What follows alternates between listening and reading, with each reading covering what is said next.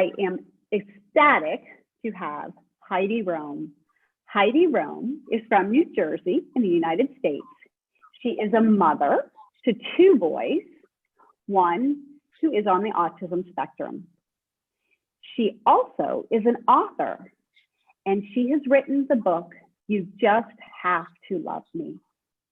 I recently met Heidi, and I am so ecstatic I have, because the stories she shared with me and the passion she has for helping mothers really truly connect to their kids is so palpable.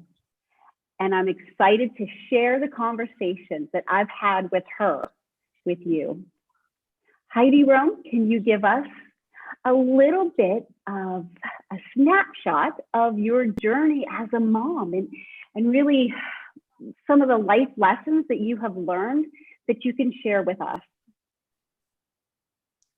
Well, first, thank you so much for having me, Elizabeth. It's been such a pleasure getting to know you and your work, and it's an honor to be here with you today. And where to start? The autism journey with my younger son, Ethan, who is now 15. It's been quite the roller coaster. Ethan has severe autism. He is nonverbal. He has severe behaviors, and it's been quite something. He was diagnosed early on. We saw very early that he was not making eye contact, missing a lot of the milestones, and so we knew we were on this journey very, very quickly, and it has not been fun. It's been tough. It's been tough. And I've learned a huge amount from my own experience, trying everything, you name it. We did it, we tried it, named the expert, read him, her, spoke with them, went to the symposium, name it. Yep. So been on that for a long time. And it's an all-consuming journey. For me, it was, all about how am I going to help Ethan? What does he need? To the exclusion of everything else, to the exclusion of my career, my needs, my own path, my older son, my husband, my family, everything kind of took backstage to this, help Ethan. And so it's been quite something, and ups and downs. And I can always go back and go into more of the detail of that. But as you know, there was a turning point for me in the despair, in the desperation to fix the autism. There was a path leading up to it, which I now see very clearly in hindsight. It was not so clear at the time, but it was leading me to this key event, which for me was the turning point of, wait a second, the autism does not have to equate to this tragedy narrative of life is over, life is hard, this is awful. There may be another way. I was moving grudgingly toward it is what it is, but the hard acceptance of it is what it is. Okay. And now what? And what's possible now? And so it was, those images, those optical illusions. If you look at it one way, it's a skull. If you look at it another way, it's two women drinking tea. And it's all in how your brain focuses on the same image. I actually had that emotional shift from the skull to the women drinking tea, emotionally. And here is that day, that turning point. Ethan's behaviors had reached a horrific point. He was putting his head through walls, literally, and injuring us, injuring himself. He was no longer safe. We could not keep him safe. We were in distress. And we made the gut-wrenching decision for him to go to a residential school for kids with autism. We're in New Jersey. The school is outside of Boston. And it was we did it because they would provide the 24/7 support that we just could not do. And we knew he would be going. And while I knew it was the right choice for him, I was so sad. I had spent years not wanting to look at that, not wanting to think that this might be. And here it was coming. And while I knew it was the right thing, it was hard.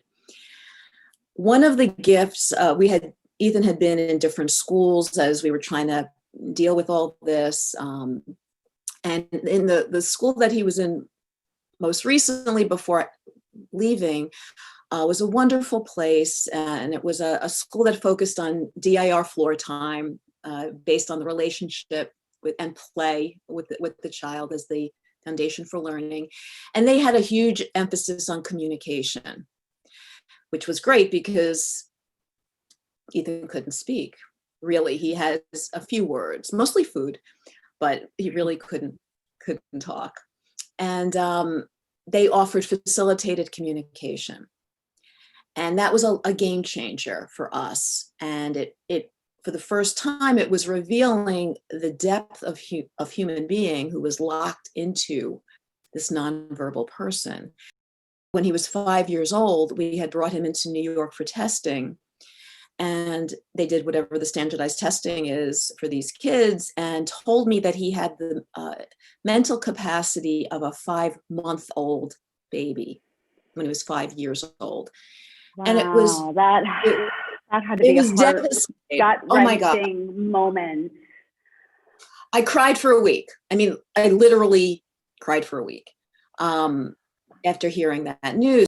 It was very cut and dry. Here are the results, document this thick.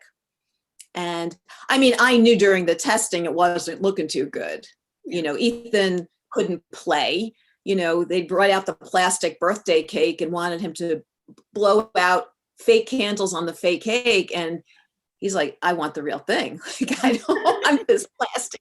I'm not pretending this is real. I mean, it was not going well. So, but to get that result was really, really hard, really, really hard. So that, Elizabeth, I wish I could tell you that was the worst of it and the one time, but there were bigger traumas like that and daily micro traumas of expectation not met, expectation not met, expectation not met. And each of those is a disappointment. Each of those is, if the mindset is this should be happening and it's not, this should be happening and it's not. And if that's the ongoing messaging cycle, you're exhausted at the end of the day because you've been bombarded from the outside world, and also your own inner world is filled with these negative missiles coming at you.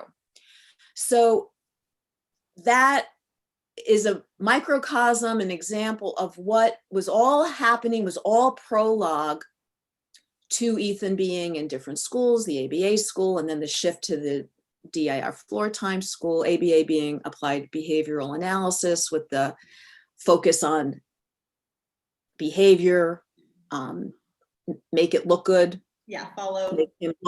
Make him look normal, and which as times we want him to look like other people, and yet he's not.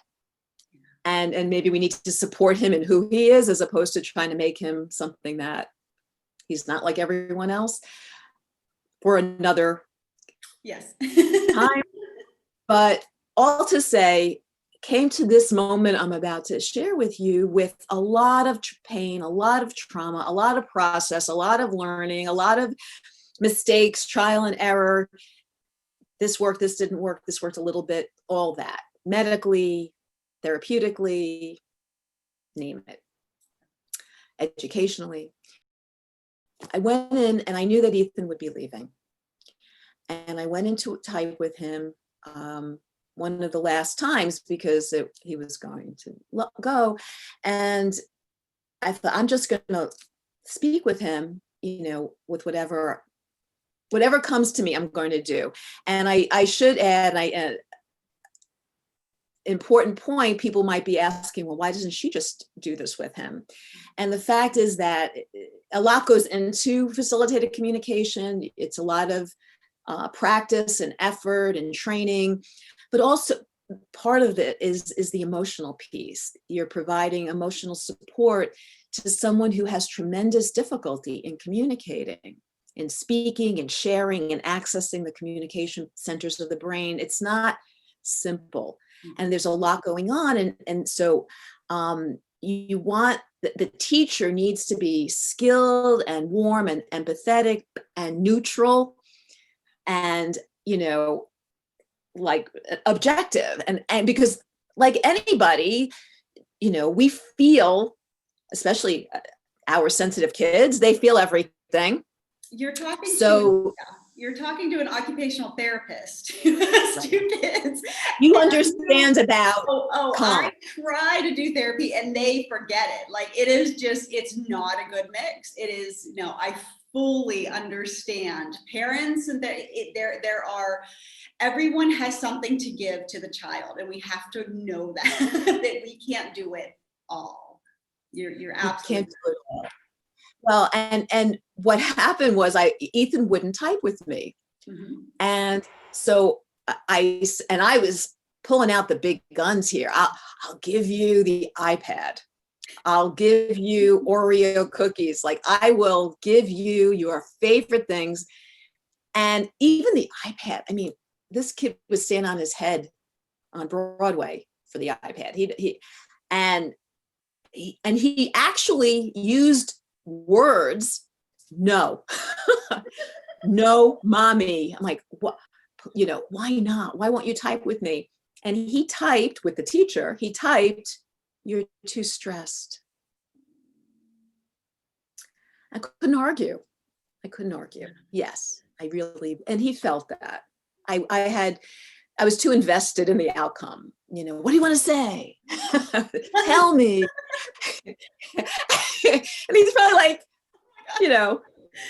Mom, like, back off, and he doesn't have that language, but this was how he could communicate. Like, no, let me do it with the teacher and not you. So I wanted to anticipate that, because I get, people ask me, why not? Why can't you just type with him? So I knew that I would be losing access to this person.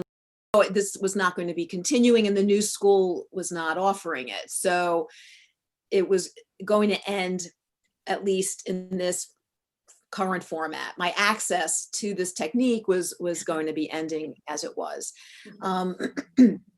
So when I went in that day, I thought, I'm just going to ask him whatever I want. Like, I didn't have an agenda. I just went in like, all right.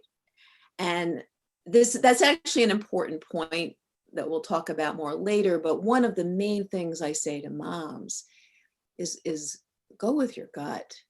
You are the expert on your child, and you're the expert on yourself, and you're the expert on the relationship you have with your child, for better or for worse, or good, bad, and different. The human connection, you are the expert. So go with that, get in touch with that, and don't resist it. Listen, and then you'll make a decision on whether to follow it. And I hope for the most part you do, but it's listen for it. And so my gut that day, I just went in with an open heart and let's see what happens. And I went in that day and I said, Ethan, I've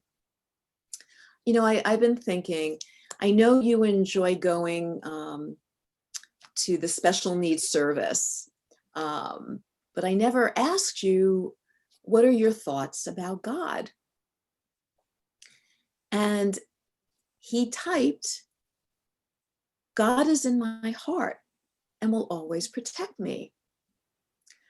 So as you know, I wrote the book. I'm just gonna, I know the story, but I get emotional. So in case I forget, but,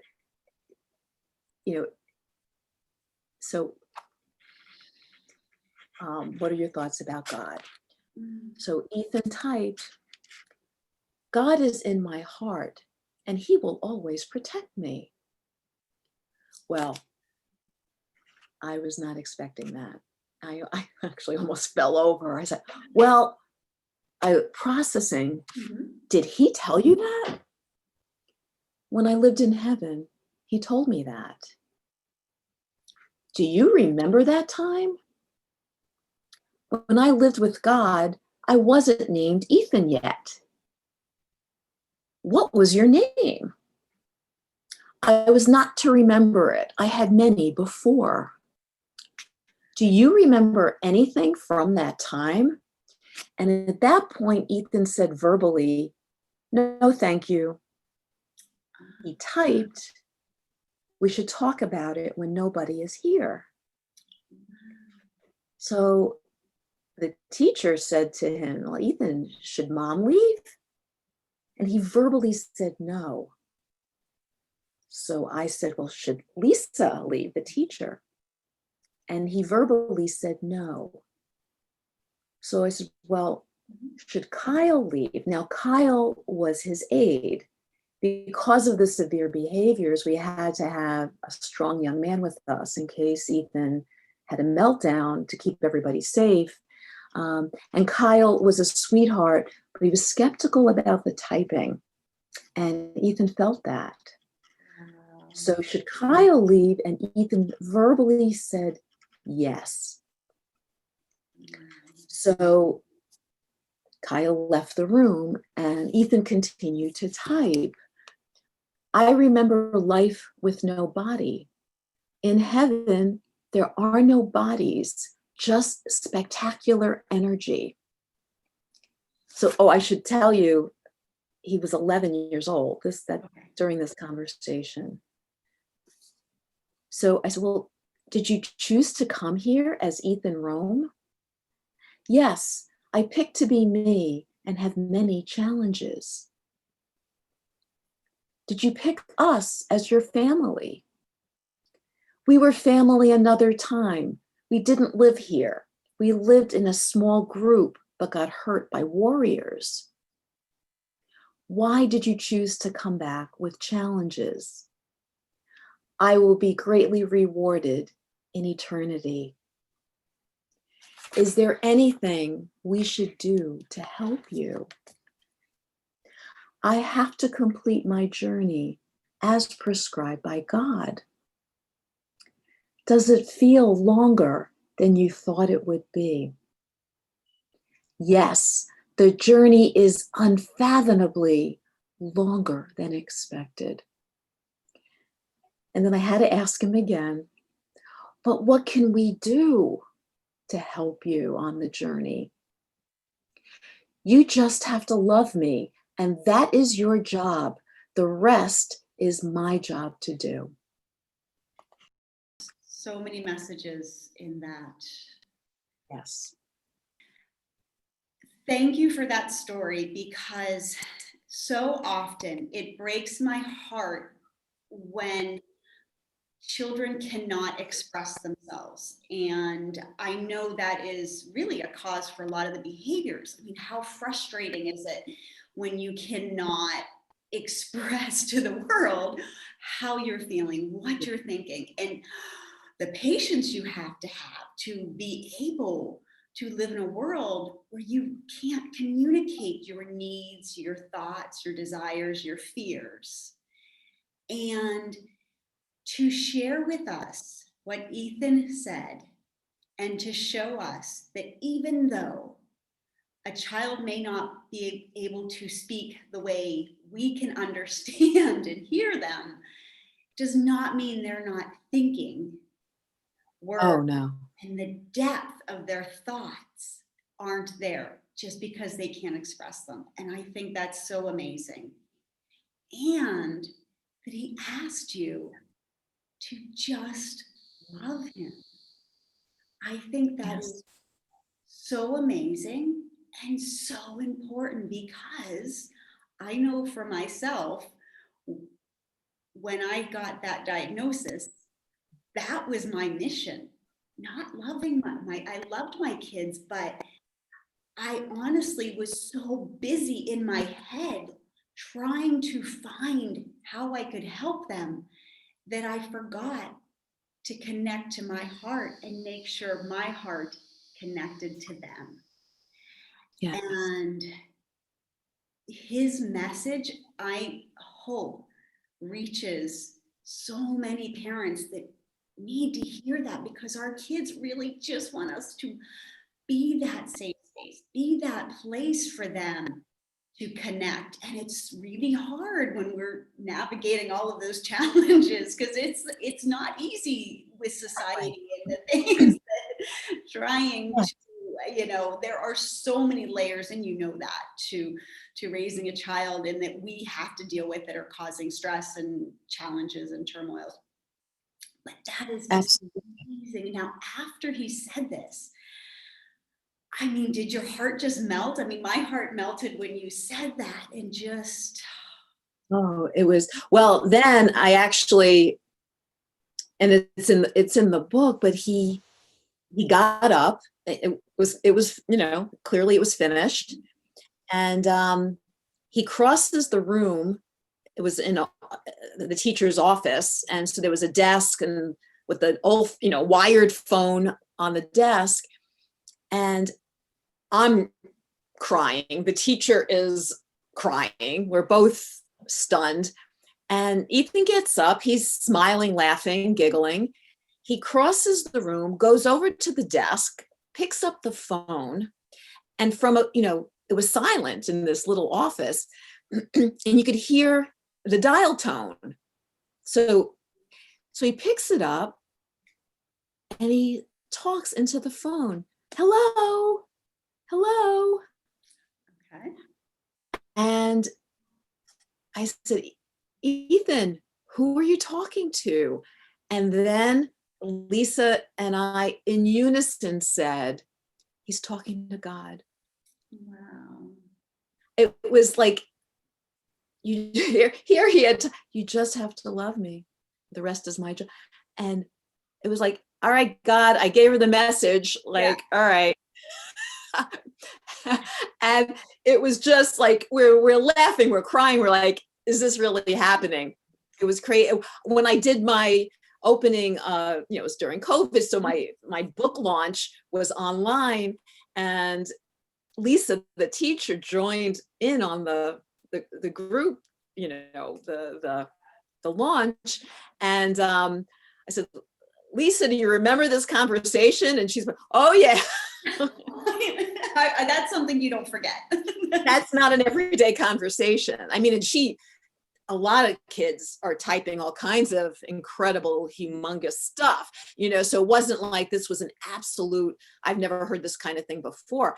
But at this level, I feel that the main message for every mom, and especially the special needs community, is it took us off the hook for fixing. I was so dedicated to fixing Ethan, and I probably would not have used that language, but my behavior was fixing behavior. It was, this is broken. He is broken. The autism has broken him. The autism is horrific thing.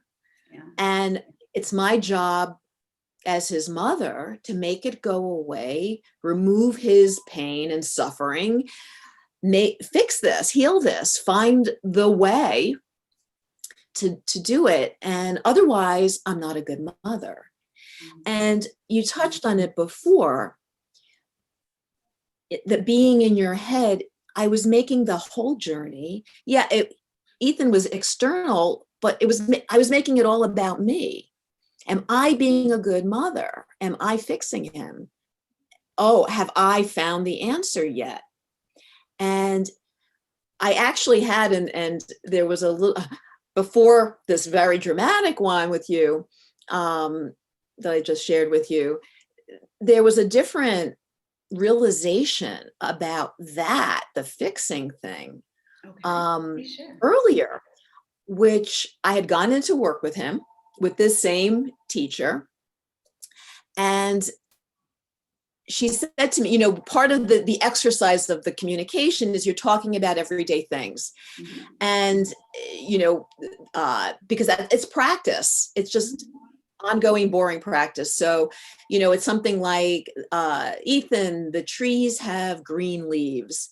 What color are the leaves? Are they green or purple? And he would type, and he would always type the right answer, whether you said it first or last or what, he would get it right. So what does he do? So I go in, okay, she says, what are some things what are you doing after school? Well, I said, well, every minute that we're not in school, that he's not in school, we're doing something therapeutic. Yeah. To fight the autism. I didn't say that, but Yeah. we're doing something therapeutic. So physical therapy twice a week, occupational therapy twice a week, speech therapy twice a week, yoga for the special child twice a week. And we're going to a neurologist in New York who also does homeopathy, Chinese medicine with herbs and color-coded lasers to both relax and stimulate the nervous system. Mhm. He's getting methyl B12 injection. Yeah. Yes. We're doing Tomatis listening therapy in upstate New York. We're thinking of stem cell transplantation.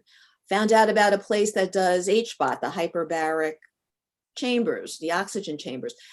We're thinking of, and I heard about this, you know, you should go to Russia to go swimming with the dolphins. No joke. Go swim with the dolphins because I read an article in the New York Times about some kid who was cured by swimming with dolphins. Okay, so I'm going through all this, and I have to tell you, in the back of my head, as I'm spewing all this stuff, I'm like, okay, you know, I'm a good mother. I'm a good mother. Look at all I'm doing. I'm doing everything. I'm doing all this stuff. Lisa's head was spinning. Like, what? Yeah. I would be exhausted doing all of that in 1 week. Oh my God. It was so, Yeah. but you know, she's looking stunned and I'm going on and on. I'm like, okay, you're a good mother. See, look at all you're doing. Look at all you're doing. Meantime, Ethan reaches over to the keyboard and we laugh because he was never in a hurry to get to work, but we're laughing. Oh, what, you want to say something? He typed, I'm tired. Well, the air left my body. I was like, Ethan, buddy, what do you mean? This helps you. This is to help you. We're doing it because this is good for you. I'm like arguing with this kid. Yeah. And but I had to look at it. And then I'm thinking, well, you know, the physical therapist did say to me on a number of occasions, you know, when Ethan is playing basketball or he's doing an obstacle course or doing any of the things you do in physical therapy, sometimes he'll lie down on the ground and close his eyes. Yeah. And the response, as is the response in school or from the ABA thing, is, oh, work avoidance, back to work. I know. Back. No. Not time to rest. No, up. And get him back up. Go. Oh, I understand. I used to take my kids to hippotherapy. They were 3 and 5. We did that too. And we would be driving like 30 to 40 minutes to get there. They would be sleeping in the car by the time we'd get there. I'd be like waking them up after school, trying to get them on this horse. They're exhausted. And, you know, are they benefiting at that point? You know, I am all about balance with our kids because too much of something, anything is not good. And it is. Yes, 100%. Right. Because I'm certainly not saying stop everything, don't do anything, don't, you know, don't try to calm his nervous system or. But you're listening to him. And I think Yes. that is such a big lesson is even if they can't tell us I'm tired, and at that point he was able to, but looking at the signs, sometimes we're, like you said, we're so busy trying to find that answer that we're missing that he's giving us the signs that he's tired and he's exhausted but we're not seeing that. And that's. Well, I saw it and honestly, It was Thank you. too bad, kid. Yeah. Really, like heart of stone. Like, well, no, you need, we're fixing the autism. I don't care that you're tired. I don't, We I, only you have know, so much time. I know. I've been there, so I know. the neuroplasticity window. Oh my God, there's no time to be tired. I know. We have to fix you before the window closes. Like, I remember he was 2, the early intervention teacher who came, the speech person, and we're trying to work at the scheduling, for her to come. And she says, well, I can come this weekend, but, do you, what are your plans for the weekend and whatever? I'm like, my plans? I said, that neuroplasticity window is closing. I have no plans. When can you come? You just come. You just help this kid talk before the window closes. Like, I have no plans. Yeah. And that kind of summed up my life. Like, it's nothing about me, right? What does he need? I understand. You're coming, lady. When can you come? I was obsessed. Just so upset. There's a lot of us that can relate to that. So yeah. Well, after he tells you he's tired. Right. Wow. Well, so his behavior had told me he was tired. I just was, dismissive, or not dismissive, but it was like, he needs this. Oh my God, he has to do it. I know, even if he's tired, he'll rest when he gets home. Like it was still not honoring his communication. The power of words / belief. What are we saying to ourselves? If I'm saying in my out loud or in my head, gotta fix him, gotta fix him, gotta fix him, gotta fix him, gotta fix him, that's what I'm gonna emanate. That will be my being of desperation, fear, and everything that comes from me is coming from that place. And Ethan's message is, Mom, you just have to love me. Yeah. And the irony is that in the loving is where, in fact, you are most effective. Mm-hmm. There it is. He will be able to fulfill his own potential in a space, in an energy of accepting you for who you are, all of it, including the autism, as a fact of what is. And it doesn't mean we don't teach you skills and try to help your body and do all those things, but the intention has shifted. The intention is now, how do we meet your needs? Not, you're broken, I have to fix you. Hugely different messages. Same action, maybe. Yeah. Hugely different messages that he will absorb. For all those years, I was sending this kid unintentionally the message, you're broken and mommy is very unhappy that you're broken and this is a tragedy and I can't be happy until I fix you. Now, that's a burden. And this is a message not only for special needs kids, this is for all mothers, this is for all human beings. We each live our own lives. We cannot put the burden of our own happiness onto our child. It's not their job to make them happy, to make us happy. And it's not my job to make him happy. Each of us is entitled to have a bad day without ruining the other person's life. I think that is such a key point to illustrate, because I shared the emotions of my kids. It was a roller coaster. When they were doing well, I was excited and hopeful. When they regressed, I went down with them. And my day revolved on, did we have a good morning? Did we have a bad morning? Did we? And so I understand, I think a lot of us in that codependency is very common, very common. Very common. Parents, especially moms, and especially when you have the special needs, because we feel that piece that we're the mom and we're supposed to be able to handle and fix everything. And I think for me, and it was hard for me too, because I'm a therapist. I had 10 years of experience working with kids on the spectrum. Wow. Yeah. Right. You know, You should have figured it out. I should have had it. And I'm like, why? You know, I should have been able to fix, right, my kids. Right? And so that was, I think all of us have that struggle of that balance between fixing and accepting and supporting. I too went on that journey when I stopped and accepted where they were at this moment and was okay with that. The connection between us, it was amazing because it was, I feel, you know, it's almost like the illustration with like a brick wall. Like, I feel like they really did, in a way, kind of protect themselves from sometimes my stress and my stressful energy. And when I started calming down and I wasn't bringing that same energy, they were like, it's safe.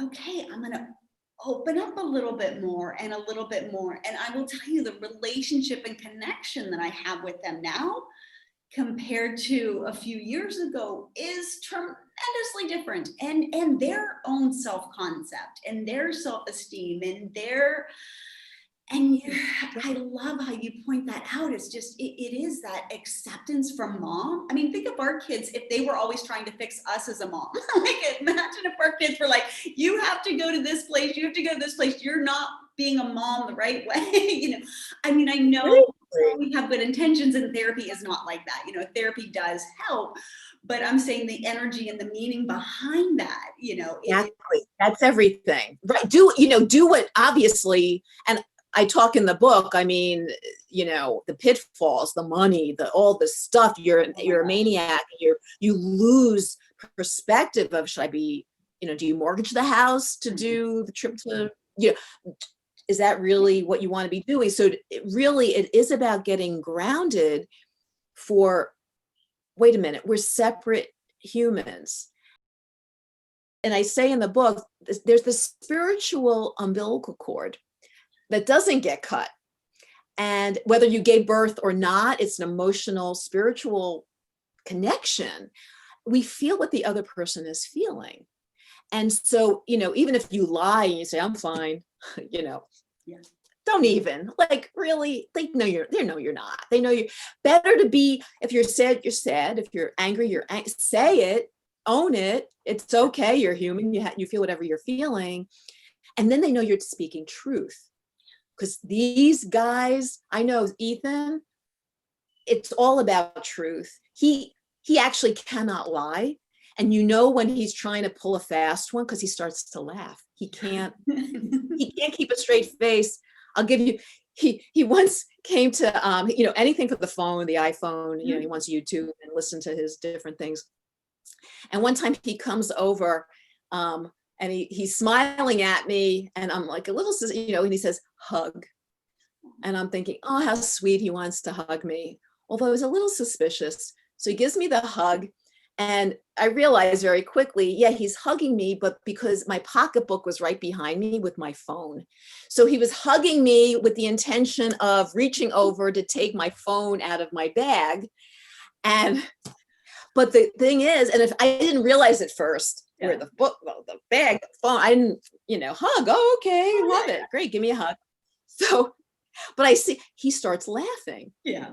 And I'm like, what's happening? And I realized, I said, and then what happened was, it was fascinating because he went to give me a hug. He goes, hug. And he's like, hug, like, hug. And I'm like, okay. He stopped. He actually became paralyzed, laughing. Oh, like, and then he said, phone was when he spoke truth of what he really wanted. yeah. Then he was able to reach over to reach for the phone. I'm like, get lost, kid. You're not getting the phone. But it was fascinating. My point is, our kids are so sensitive, like horses. You mentioned horses. They feel everything. They feel when you're off and when you're good. And when, they feel that energy and they respond accordingly, because when you're grounded and good, you're safe. Like you just said, if you're strong and in your power and I'm good and whatever happens, I'm good, got this, your mom, you're in your superpower and you got it and you're safe. You're not trying to get the energy from them to be something different, to then be in your power. You are in your power without the external. And then they're safe when they're feeling ungrounded, as they often do. For whatever reason, the nervous system is acting up, whatever. I'm okay. Mom's good. Like mom has my back. Mom is strong. She, nothing can happen if mom is good. The point is that it's when we're in that, and like a good doctor, you don't want, you can't have a relative operate on you. You need someone neutral who is not emotionally enmeshed, is not feeding off of you emotionally in some way, draining you. No, I care, but I'm separate and I'm here with you and I've got your back, but I have my own source of power and strength. I don't need to siphon off from you your limited energy, because it's you. We don't do that. But our energy is dependent on, Well, if we let it be, and sometimes if it's all about awareness then too. Wait a minute, what am I doing? Hold on, what's happening? And I'll give you, something happened where I saw it very dramatically. I might have shared the story with you when we spoke before. An episode, it happened about a year ago. It was 1 year ago, it was October, Ethan's birthday. And it was his 14th birthday. So it was last year. And I flew to Boston to be with him on his birthday. And the case manager had arranged this lovely, activity day for us, collecting leaves and drawing and being in this big gym room with the mats everywhere. And I'm thinking he's not going to want to do the leaves. I'll do the tracing the leaves. I'll do that. He'll break sticks, which is his thing to do. We'll both be happy. So we did that. We're in the room. I'm drawing. Back in kindergarten, loved it. I'm drawing. I'm happy. He's across the room on his mat, breaking sticks. And I noticed at one point, he's finished his sticks. So he's done. So what does he do? He takes off his sneakers and his socks and he starts smelling his feet. Well, I feel myself react. Oh my God, why is he doing that? That's so weird. Smelling his feet. Here he's 14 years old. You do that when you're 2, you smell your feet. Why is he doing that? Oh my God, what if anyone sees it? I'm not a good mother. And I'm watching this and and then I'm happy to tell you, Elizabeth, I caught myself. I said, wait a second. So what? So what? He's smelling his feet. Hey, they smell. They're part of our body. Yeah. And they're like, oh, especially in a shoe and sock, like, all right, there's something going on here. Right? It's interesting. And I thought, I'm not going to go there. Like, okay, so what? And I'm going to focus on the fact that I am here right now. The blessing of this. I get to be with my son on his birthday. This wonderful guy. He has these cheeks, like these round cheeks, you just want to grab and kiss. And also, Ethan has a laugh. When we walk with Ethan, if he starts to laugh, strangers will turn around like, who's that? What's that? Like this, I want some of that. The delight, like that laughter of like, oh, what's that? Uncontrollable joy, just, oh. Joy, Yeah. joy. And you hear it, your heart recognizes it. Like, I want that. Like, where is that? I'm going there. And when he laughs, that's the reaction. And I was focusing on, like, oh my God, he has that giggle and that laugh. And I love him. He's so adorable. And I'm so lucky to be here. And I'm his mom. And what a cutie. And and this is all in my mind, just I'm across the room. So, a few minutes go by, whatever. And I'm still there with my, drawing. Ethan gets up. He crosses the room. He sits next to me on my mat. He lies down and he put his head in my lap. Elizabeth, if time could have stood still forever in that moment, it would have been good. It was perfect. And I just felt this overwhelming love for him. And I was aware, I thought, I bet he felt that. I bet he felt that shift in me to love, out of the fear and the judgment, into the love and the appreciation for who he is. Who knows, maybe my smell changed. Who knows? Chemically, Yeah. when my emotions changed, could be. Whatever. But it was a really important lesson, again, through the behavior. A child without language, showing, I feel you. No, I hear you. I feel you. I sense you. I sense I'm with you. I want to be with you. Not doing, it was not about doing anything. It was being together in that love. And so that is, I heard from you, that is the point. But we worry so much about doing the right thing. And the invitation, I believe, that comes from Ethan is when you don't know what to do, it's actually very practical advice. What do I do right now? Oh my God, this is happening, that's happening, homeschooling. Do I do this? Do I do this? Go within. And the question is, you ask yourself, how can I be a good mother right now? Force him to learn French, well, not French, force him to do math right now. Something activity, yeah. Something productive. What's on the agenda? What's the IEP? What's the goal? What's the goal? What's the goal? Well, maybe this is the moment to have a different goal. Or not. But instead of what can I do to be a good mother right now, how can I love him as he needs right now? And how can I love myself as I need right now? Because what works for me, and interestingly, works for him. When I'm calm and I'm following, and I say, you know what, how about we do this, but we only do it for 5 minutes?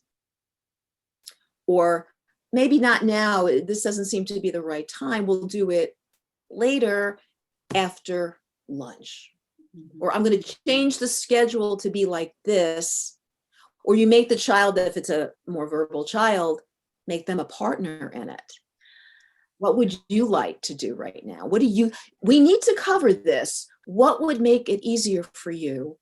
And I think that's so important, giving power to these kids that,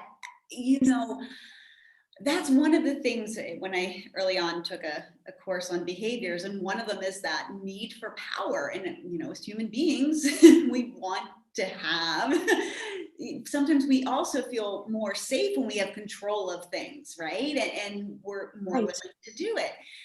And so to give the child that power of choice, of being a part of that, I mean, that is such a key, whatever abilities they have, meet them at that level and give them that freedom to be who they are. And I love what you said about the just being.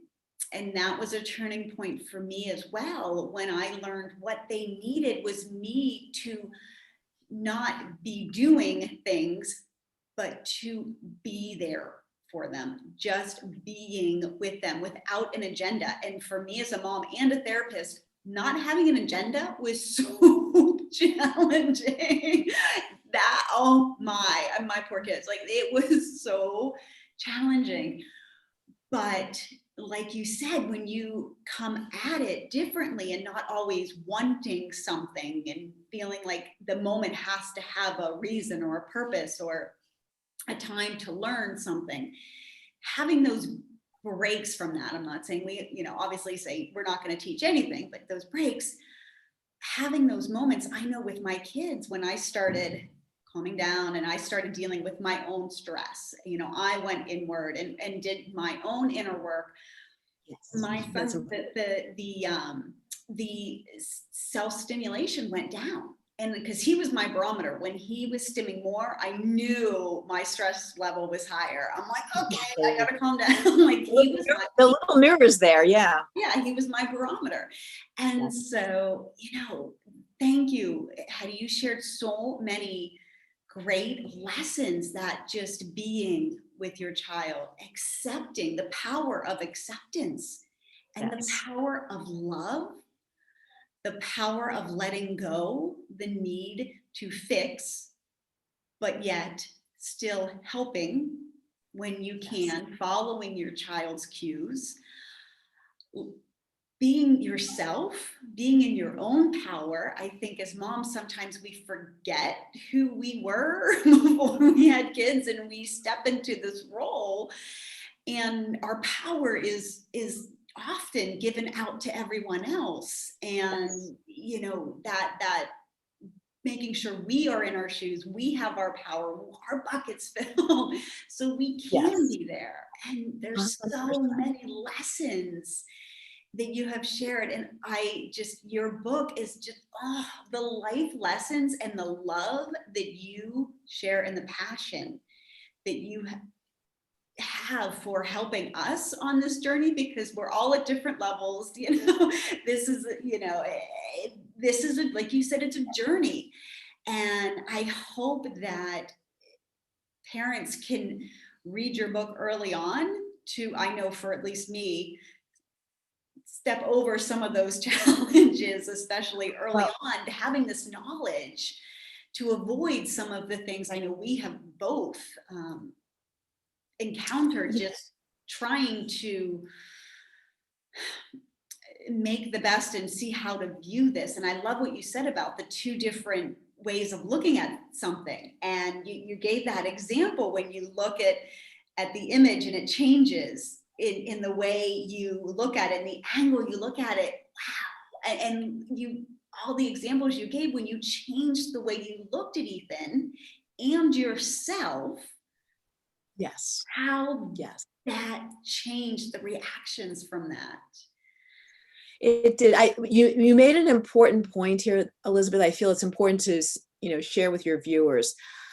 You and I are here at this point in our journey, and we still have the journey ahead of us.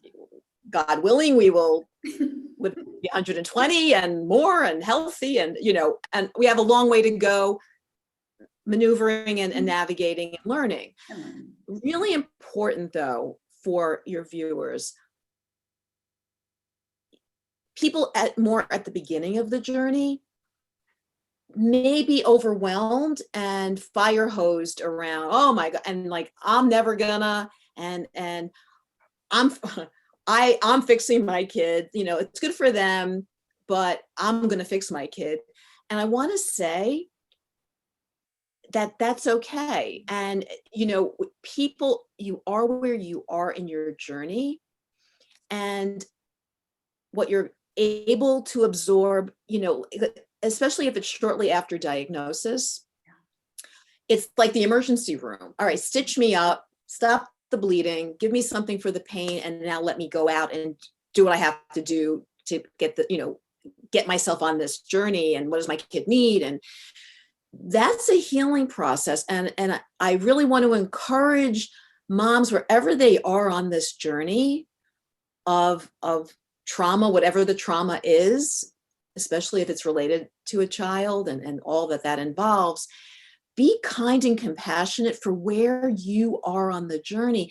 And if you're in denial and fixing and all that, honor it.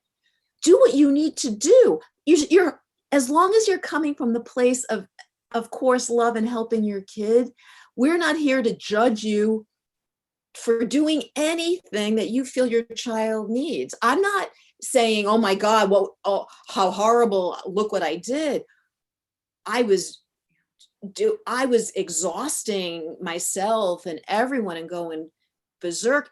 Everything in moderation, and everything as you need to be doing at your pace. So I just want to be clear to those of you who, you know, you hear Ethan's story and you're like, oh my God, that's good for them, but not me.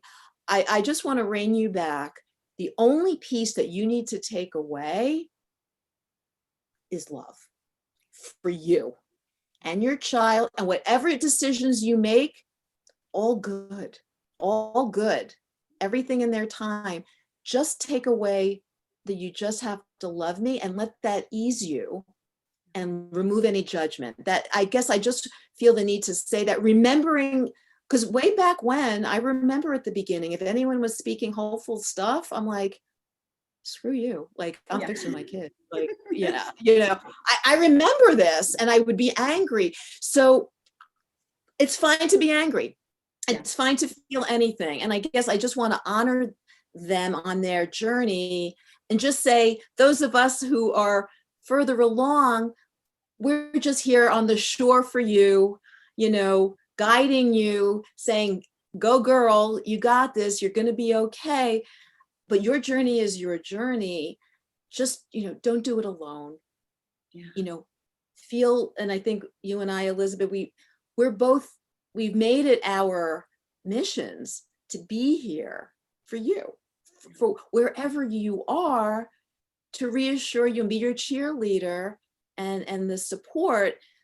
You know, it's not to say, you know, you have to crawl before you walk and run. Yeah, and everyone is their own. Moms know that. Yeah, yeah. So yeah, no, it's you learn through a journey. It's not something that, yeah.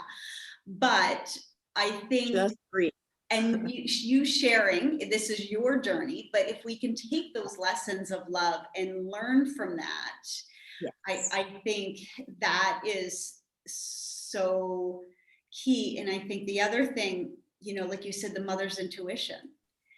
Sometimes, you know, and listening to our hearts, sometimes like we get into our heads, and especially as we're in our heads when first diagnosed, trying to understand this. How did this happen? What can we do? Right.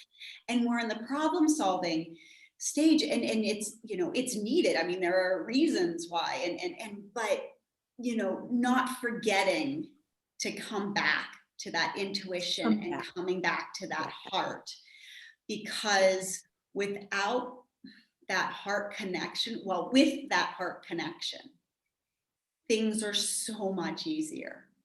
Yes, it can be quite magical. Yes. That can be. So when the newer moms and it's tough, and you're healing and you're adjusting and you're acclimating and learning new language and all the detail, when it feels like, oh my goodness, too much, and you know, am I going to survive this?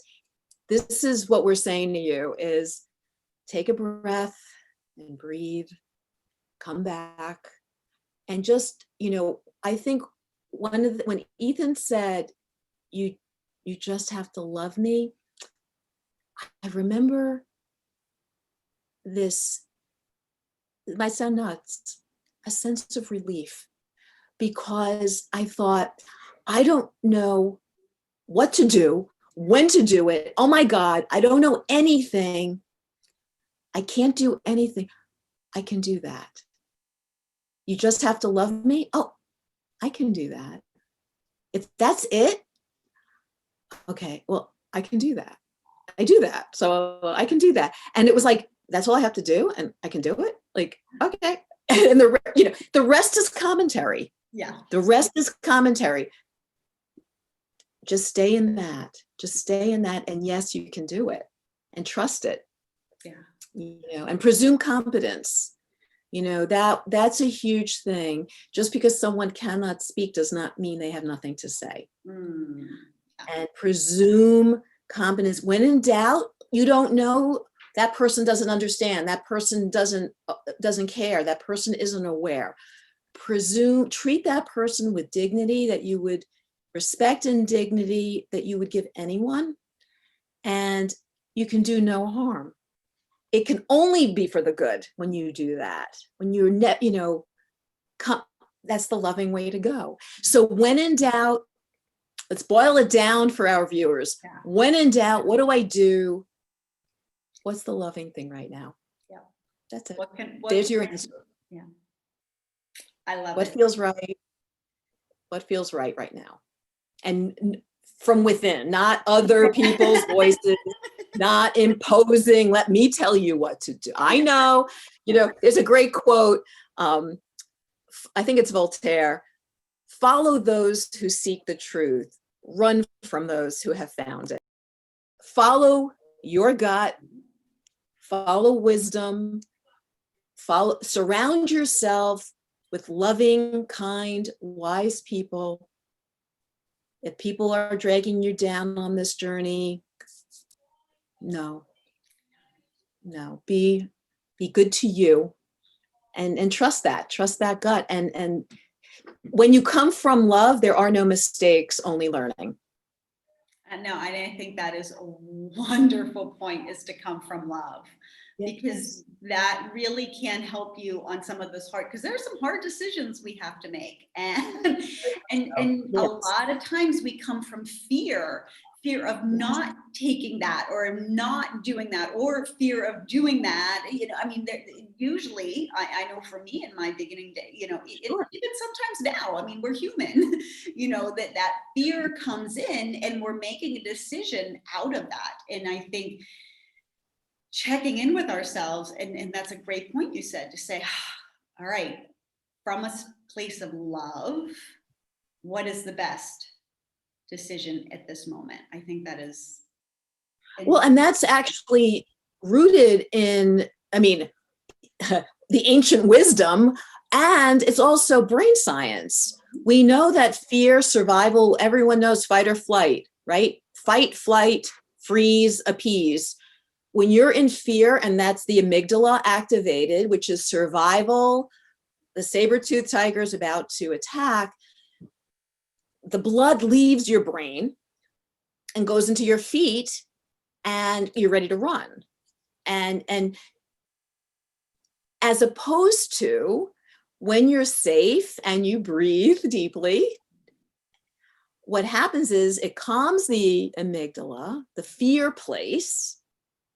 And when you are in love, and the higher emotions, love, hope, compassion, peace, justice, empathy, those things literally activate brain scans, all that, the science, activate the front of the brain and the rest of the brain that is option, creativity, problem solving, community, possibility. That's where you can create the solutions and the future that you want, and you can begin to see when you're breathing and you're activating and you're oxygenating those parts of the brain to serve you. And so it's actually in the brain science, more is possible. Absolutely more is possible when you are in love and hope than in fear and scarcity. So you are more effective for your child. You are a better teacher. You are the better mom you're desperate to be when you come from that loving place. You are more of who you are. Thank you. That was so well put. And that, thank you. And that accepting piece too. That acceptance is on the scale higher. Acceptance is with love, because it's loving what is without needing to change. Yep. It's not conditional. It is unconditional love. And that is so key too, that unconditional. I like that, how you put that in there. And because I know I spent, I say probably 3-4 years in survival. Just that was my baseline. That was where I functioned from. And we all go back there. We do. We all go back sometimes because it's survival. It's survival. Your mind is going to drag you. Yeah. Your mind. Yeah. It's a habit. I know. Yeah. Being human. It's a habit. Yes, being human is a habit. Yes. Human, and we make mistakes. And yes, we make mistakes, and we can choose a different path. Yes. And that's our power. And when we do that for ourselves, we are modeling that for our kids. When I am feeling sad and angry and in denial, if I say, all right, I'm going to choose something else right now, without judgment, not like, oh, you're so bad, you were upset or angry. Like, no, like with Ethan, like, oh, catching myself. Oh, where am I going? Oh, he's smelling his feet bad. Oh no, wait a minute. I'm going to choose something else right now. I'm going to shift the perspective right now. He's doing what he's doing. What am I making it mean? Distinguish between the circumstance and the emotional response to the circumstance. That is part of where your power is. And then you can choose, love. And all the ancient religions, all religions, they are all teaching us the same thing. I actually researched this a bit. To love, he's like, you just have to love me. Well, all right, kid, what does that mean? So, all right, I looked into what does it mean to love, and what does ancient wisdom teach us about this? And a lot of us think, it's the warm and fuzzy feelings. Actually, love is to act even when you're not feeling warm and fuzzy. Love is the root of love in Hebrew, in Greek, in Chinese, is giving. That's the root of the word. Meeting, I am here for you no matter what, anytime, anywhere, any condition. That's actually God's name. If you look at the original language, I am here for you no matter what, no matter when, all time, all space, anything. And that's us with our kids. And that's all we have to do. That's it. We can do it. We can do it. It will take a different form and shape in everyday life, but that's what we were created to do. And that is actually what fills us up and gives us the hope and the joy and the possibility that moves us forward every day.